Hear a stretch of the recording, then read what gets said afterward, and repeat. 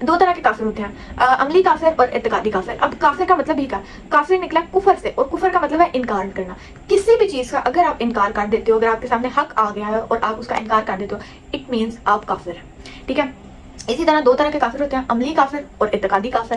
عملی کافر وہ ہوتا ہے جو اپنے عمل سے جو ان سے نا کرتا ہے، اور اعتقادی کافر وہ ہوتا ہے جو بس اوپر سے تو وہ صحیح ہوتا ہے، لیکن اندر سے جو اس کی انٹینشن ہوتی ہیں، اس کی نیت ہوتی ہے، وہ کافروں والی ہوتی ہے. اب فار ایگزامپل کہ ایک بندہ ہے جس کے سامنے یہ حقیقت کھل گیا کہ اللہ تعالیٰ ہی جن سے نا ہمارا پالنے والا ہے، رازق ہے، خالق ہے، and each and every thing.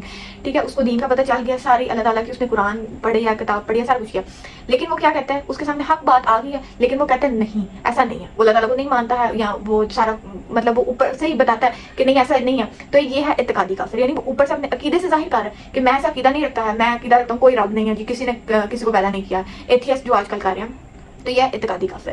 اور عملی کافر آج کل کے ہمارے مسلمان، ہم لوگ ہی، ایون ہم میں سے ہی. اور وہ کیا ہے کہ آپ لوگوں نے جو ان سے آپ کا عقیدہ تو ہے کہ ہم مسلمان ہیں، اللہ تعالیٰ ایک ہے، نبی صلی اللہ علیہ وسلم اس کے نبی ہیں، تو لیکن آپ عملی کافر کیسے ہیں؟ آپ اللہ تعالیٰ کی باتوں کا انکار کرتے ہیں. یعنی آپ اللہ کو تو مانتے ہیں لیکن اللہ کی نہیں مانتے ہیں. نبی صلی اللہ علیہ وسلم کو تو مانتے ہیں، ان سے بڑا کرتے ہیں، ہم عاشق رسول ہیں اور یہ وہ بڑے نعرے لگاتے ہیں، لیکن آپ ان کی سنت پہ نہیں چلتے ہیں، آپ ان کی حدیث کو نہیں مانتے ہیں.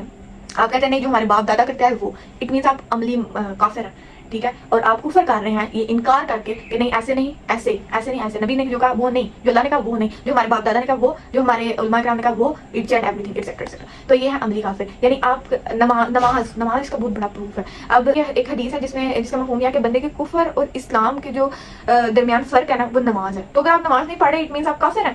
اور نبی صلی اللہ علیہ وسلم نے فرمایا کہ جس بندے نے ایک نماز بھی جان بوجھ کے چھوڑی اس نے کفر کیا. ٹھیک ہے. تو اگر آپ نماز نہیں پڑھ رہے اس کا مطلب آپ کافر ہیں، عملی کافر.